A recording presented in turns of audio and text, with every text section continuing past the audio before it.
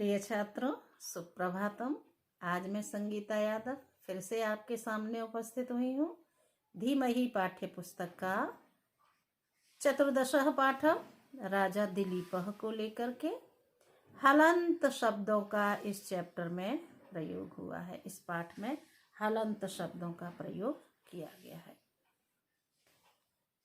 एकदा, एक बार। एकदा के दो मीनिंग होते हैं, एक दिन और एक बार। वो सेंटेंस पर डिपेंड करता है कि कहाँ हम उसको एक दिन अर्थ के रूप में लेंगे और कहाँ एक बार के रूप में लेंगे। एकदा, एक बार। सूर्यवंशे, सूर्यवंश में दिलीपो नाम राजा अभवत, दिलीप नाम के राजा हुए। एक बार सूर्यवंश में दिलीप नाम के राजा हुए। सा संतोषेण राज्यं पालयति स्म, सा वह संतोषेण संतोष से राज्यं पालयन्ति स्म, पालयति स्म राज्य का पालन करते थे।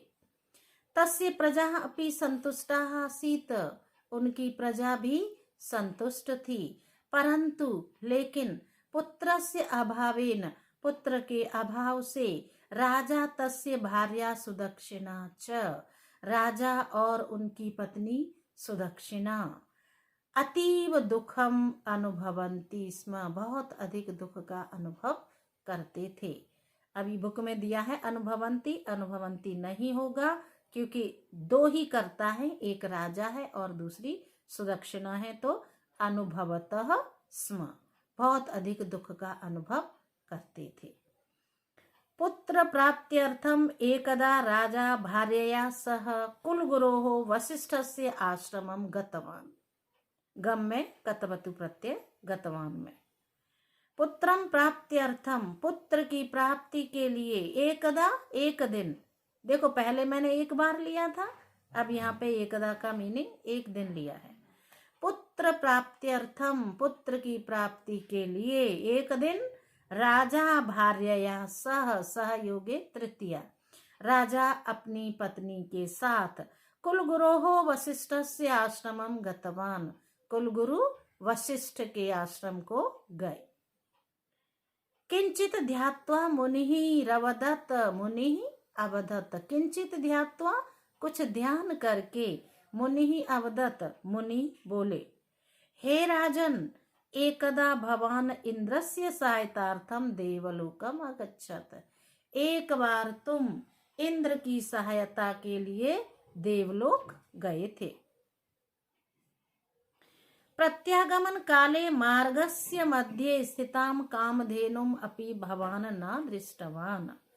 प्रत्यागमन काले, लौटते समय, मार्गस्य मध्ये स्थितां, मार्ग के बीच में खड़ी हुई, कामधेनुम अपि, कामधेनु को भी, भवान न दृष्टवान, आपने नहीं देखा था। एन कुपिता धेनु भवंतम शापितवती, इससे क्रोधित होकर गाय ने आपको शाप दे दिया। अधुना माम अविलोक्य एव भवान गच्छति, इस समय आप मुझे बिना देखे ही जा रहे हैं। अतः भवतः पुत्र न भविष्यति, इसलिए आपको पुत्र नहीं होगा। मम पुत्रीम आराध्यैव भवान पुत्रम प्राप्स्यति इति, मम पुत्रीम आराध्य एव, मेरी पुत्री की आराधना करके ही, भवान पुत्रम प्राप्स्यति इति, प्राप्स्यति इति, मेरी पुत्री की आराधना करके ही आप पुत्र को प्राप्त करेंगे। तदा गंगायाः जलम तीव्र प्रवाहेन शब्दम कृत्वा बहति स्म, तदा तब गंगायाः जलम, गंगा का जल, तीव्र प्रवाहेन शब्दम कृत्वा बहति स्म, तेज गति से आवाज करता हुआ बह रहा था। अतः भवान कामधेनवा शापम न अश्रुणोत, इसलिए आपने कामधेनु के शाप को नहीं सुना। अधुना तस्याः पुत्री नंदिनी मम आश्रमे एव अस्ति, इस समय, अधुना इस समय, तस्याः पुत्री, उसकी पुत्री, किसकी, कामधेनु की, मम आश्रमे एव अस्ति, मेरे आश्रम में ही है। ताम प्रासाद्य एव भवान पुत्रम प्राप्तुम समर्थः भविष्यति। उसको प्रसन्न करके ही, प्रासाद्य एव प्रसन्न करके ही, भवान पुत्रम प्राप्तुम समर्था भविष्यसि, आप पुत्र को प्राप्त करने में समर्थ हो सकोगे। तदनंतरम राजा प्रतिदिनं भार्यया सुदक्षिणया सह नंदिन्याः पूजार्थम ऋषे आश्रम गच्छति स्म। तदनंतरम, इसके बाद, राजा प्रतिदिनम भार्यया सुदक्षिणया सह, पत्नी सुदक्षिणा के साथ, नंदिन्याः पूजार्थम, नंदिनी की पूजा के लिए, ऋषि आश्रमम गच्छति स्म, ऋषि के आश्रम को जाते थे। धेनु वने यत्र यत्र भ्रमति स्म, गाय वन में जहाँ जहाँ घूमती थी, तत्र तत्रैव राजा अपि तस्या रक्षायै ताम अनुगच्छति स्म, तत्र तत्रैव, वहीं वहीं पर राजा भी तस्या रक्षायै, उसकी रक्षा के लिए, ताम अनुगच्छति स्म, उसका पीछा करता था, उसके पीछे चलता था। एकदा सहसैव, सहसा एव, एकदा एक दिन, सहसा एव अचानक ही, एकः सिंह नंदिनीम आक्राम्यत, एक शेर ने नंदिनी के ऊपर आक्रमण किया। धेनवः उच्चै क्रंदनम श्रुत्वा, गाय का, धेनवा गाय का, उच्चै क्रंदनम श्रुत्वा, ऊंची आवाज में रोना सुनकर, राजा तत्र गत्वा, राजा ने वहां जाकर, सिंहम अपश्यत, शेर को देखा। तम च नंदिनी मोचयितुम प्रार्थितवान, और उससे नंदिनी को छोड़ने के लिए प्रार्थना की।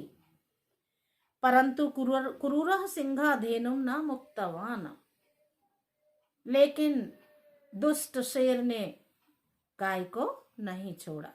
यावत राजा सिंहम हंतुम सरः धनुषि योजयति, जैसे ही राजा शेर को मारने के लिए धनुष को, तीर को धनुष पर चढ़ाता है, योजयति जोड़ता है, तावत तस्य करम द्वयमेव स्तंभितम अभवत, वैसे ही उसके दोनों हाथ तरकस से, धनुष से चिपक गए, स्टिक हो गए।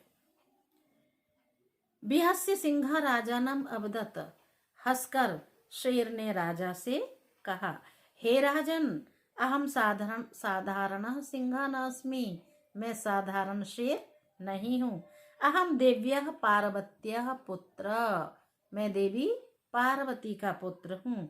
तस्या आज्ञया एव अहम तस्याः पुत्र सदृशान एतान वृक्षान परिपालयामि, तस्याः आज्ञया एव, उसकी आज्ञा से ही, अहम, मैं, पुत्र सदृशान एतान वृक्षान परिपालयामि, पुत्र की तरह इन वृक्षों का पालन कर रहा हूं।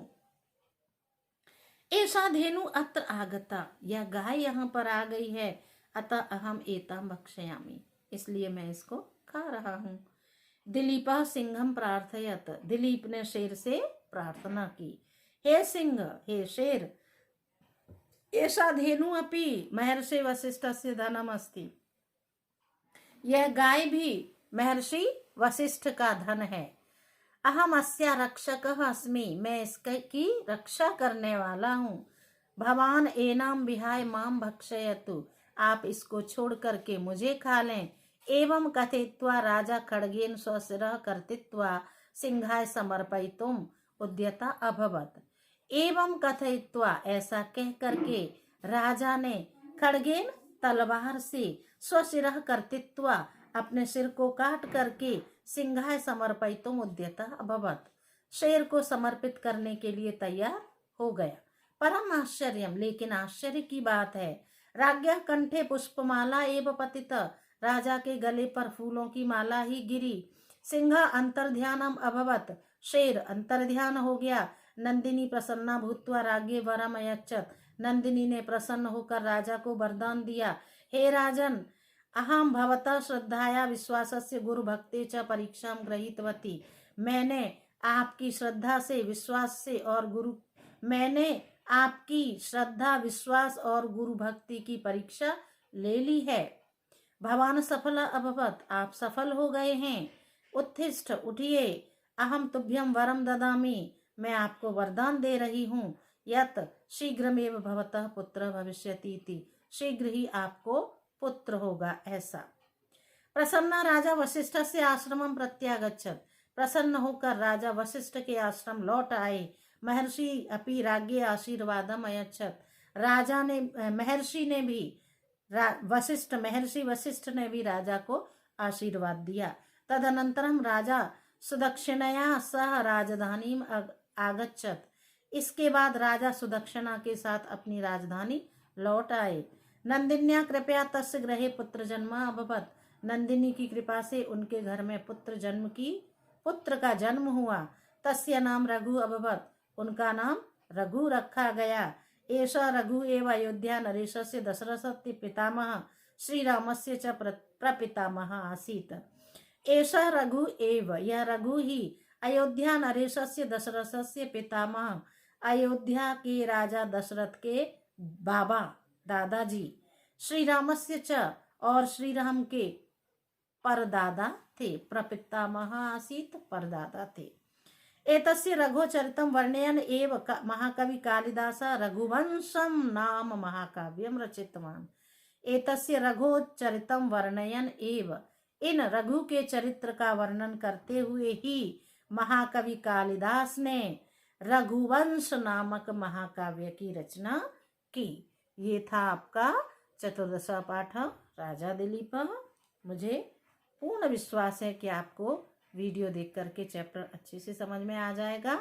जो मेरे चैनल पर नए हैं वो मेरे चैनल को सब्सक्राइब करेंगे, और जो लोग नए हैं अथवा पुराने हैं वो लाइक शेयर और कमेंट करेंगे और सब्सक्राइब करेंगे।